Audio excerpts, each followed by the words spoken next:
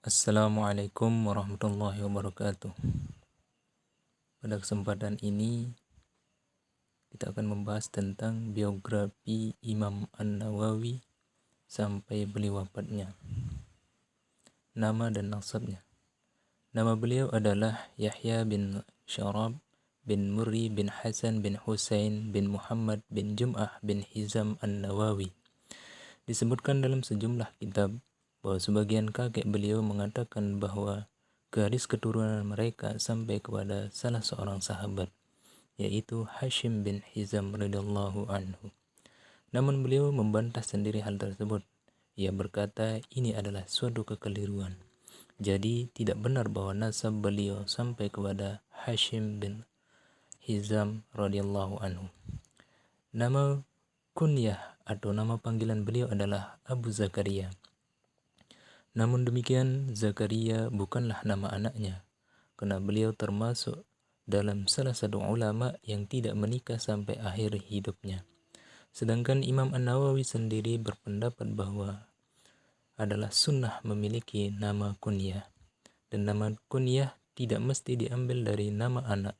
Bisa juga menggunakan nama hewan dan lainnya seperti Abu Hurairah, pemilik kucing, dan lain sebagainya. Kemudian beliau memiliki nama laqab atau gelar yang diberikan oleh kaum muslimin padanya, yaitu Muhyiddin, yang artinya orang yang menghidupkan agama. Namun beliau sendiri membenci gelar ini sampai-sampai ia berkata, "Aku tidak ridho orang menggelariku Muhyiddin." Ini menunjukkan ketidaksenangannya dengan gelar ini sekaligus menunjukkan ketawadhuannya, karena ia menyadari bahwa di dalamnya terdapat tazkiyah atau penyucian atas dirinya. Sedangkan beliau tidak suka akan hal itu. Meskipun demikian, laqab tersebut tetap melekat dan selalu menyertai nama beliau di dalam kitab-kitabnya, dikarenakan keikhlasan beliau dalam berdakwah, dan hampir seluruh kaum muslimin menerima dan mengakui keilmuan dan dakwah beliau. Adapun kebanyakan kaum muslimin lebih mengenal beliau dengan nama Imam An-Nawawi. Nama An-Nawawi sendiri adalah nisbat atau suatu penyandaran kepada tanah kelahirannya, yaitu di Nawa, suatu perkampungan di daerah Hauran yang berada di Damaskus, Syria.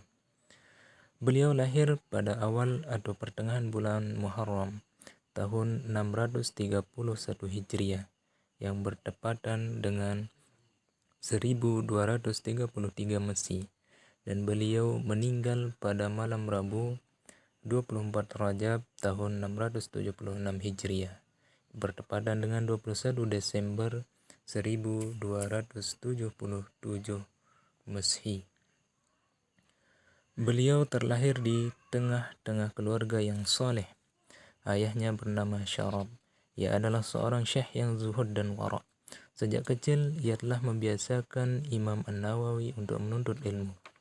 Dikisahkan ketika Imam Nawawi berumur 7 tahun, beliau terjaga di malam hari pada malam ke-27 Ramadan, yang merupakan salah satu malam yang diperkirakan turunnya Lailatul Qadar. Pada malam itu, ia melihat seberkas cahaya yang menerangi rumahnya. Ia pun terkejut karena pada saat itu Imam An-Nawawi masih kanak-kanak dan belum mengerti apa kejadian yang menimpanya. Maka ia pun segera membangunkan orang tuanya dan menceritakan tersebut. Sang ayah memahami bahwa ini adalah tanda dari Allah Subhanahu wa Ta'ala terhadap anaknya. Mereka pun berdoa agar Allah memberkahi anaknya. Maka sejak kejadian inilah sang ayah memberikan perhatian yang khusus kepada Imam Nawawi. Pada usianya yang ke-10, sang ayah memasukkan Imam Nawawi ke madrasah untuk menghafal Al-Quran dan mempelajari ilmu fikih kepada beberapa ulama di sana.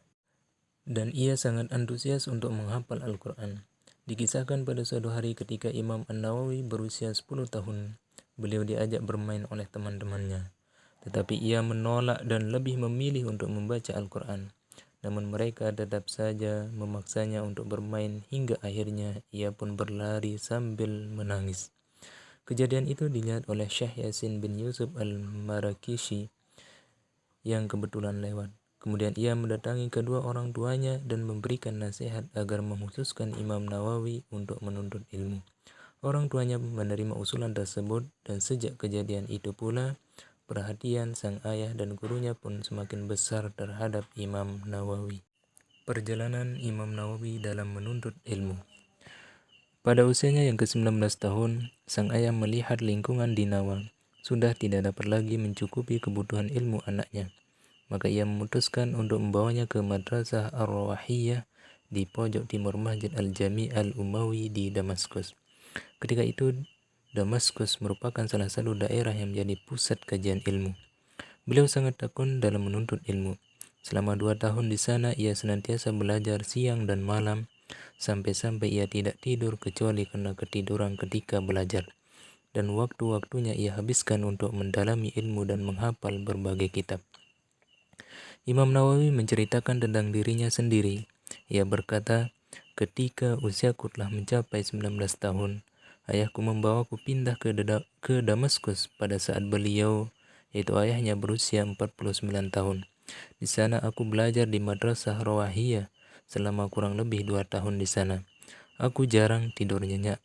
Penyebabnya tidak lain adalah karena aku sangat ingin mendalami semua pelajaran yang diberikan di madrasah tersebut. Aku pun berhasil menghafal At-Tanbih fi Furu'i Syafi'iyah karya Abu Ishaq Al-Shirazi kurang lebih selama 4,5 bulan. Selanjutnya aku berhasil menghafal 114 ibadah, sekitar 1/4 dari kitab Al-Muhazzab. Di sisa bulan berikutnya dalam tahun tersebut, aku juga banyak memberikan komentar dan masukan kepada Syekh kami, Ishaq Al-Maghribi. Beliau pun merasa tertarik kepadaku ketika melihatku begitu menyibukkan diri dalam semua aktivitasku dan tidak pernah nongkrong dengan kebanyakan orang. Beliau pun sangat senang kepadaku dan akhirnya beliau mengangkatku menjadi asisten dalam halaqahnya, mengingat jamaahnya yang begitu banyak. Imam An-Nawawi memiliki wawasan ilmu yang luas. Ini dapat dilihat dari kesungguhannya dalam menimba ilmu. Berkata salah seorang muridnya, yakni Alauddin Ibn Al-Attar, bahwa beliau setiap hari mempelajari 12 pelajaran, baik syarahnya maupun tasihnya pada para syekh beliau. 2 pelajaran pengantar, 1 pelajaran muhazzab yaitu sopan santun, 1 pelajaran gabungan dari 2 kitab sahih, yaitu Bukhari dan Muslim, 1 pelajaran tentang Sahih Muslim, 1 pelajaran kitab Al-Lam'u oleh Ibnul Jinni dalam pelajaran Nahu, 1 pelajaran dalam Islahul Mantiq oleh Ibnu As-Sikit dalam pelajaran bahasa, 1 pelajaran Sharab, 1 pelajaran usul fiqh, dan kadang kitab Al-Lam'u oleh Abi Ishaq, dan kadang Al-Muntakhab oleh Fahrul Razi, dan 1 pelajaran tentang Asma'ur Rijal, 1 pelajaran usul din, dan adalah beliau menulis semua hal yang bersangkutan dengan semua pelajaran ini, baik mengenai penjelasan kemusykilannya maupun penjelasan istilah serta detail bahasanya. Imam An-Nawawi sangat tekun dan telaten dalam muzaqarah dan belajar siang dan malam. Selama sekitar 20 tahun hingga mencapai puncaknya, beliau rajin sekali dan menghafal banyak hal sehingga mengguli teman-temannya yang lain. Allah Subhanahu wa Ta'ala telah memberikan berkah kepadanya dalam pemanfaatan waktu, sehingga berhasil menjadikan apa yang telah disimpulkannya sebagai sebuah karya dan menjadikan karyanya sebagai hasil maksimal dari apa yang telah disimpulkannya. Ya, Imam An-Nawawi menuliskan dalam sebuah kitabnya, dan aku menulis segala yang berhubungan dengannya, baik penjelasan kalimat yang sulit maupun pemberian harokat pada kata-kata, dan Allah telah memberikan barokahnya dalam waktuku. Pengabdian Imam Nawawi dalam menyebarkan ilmu. Ketika usia beliau menginjak 30 tahun, beliau mulai aktif menulis. Beliau menuangkan pikiran-pikirannya dalam berbagai buku dan karya ilmiah lainnya yang sangat mengagumkan. Beliau menulis dengan bahasa yang mudah, argumentasi yang kuat, pemikiran yang jelas, dan objektif dalam memaparkan berbagai pendapat para ahli fikih. Hingga sampai saat ini, karya-karya yang ditulisnya mendapatkan perhatian yang besar dari setiap muslim dan diterima oleh setiap kalangan di seluruh negeri Islam. Buku-buku yang beliau tulis sangatlah banyak, yang insya Allah akan kami sebutkan beberapa karya beliau di akhir yang kami sampaikan ini. Kemudian pada tahun 665 Hijriah, beliau diberi tugas untuk menjadi guru di Darul Hadis Al-Ashrafiyah dan mengelola bidang pendidikan. Saat itu usianya baru menginjak 34 tahun dan mengajar di sana hingga wafat. Gaji yang diberikan madrasah Darul Hadis Asy-Syarafiyah sangat besar.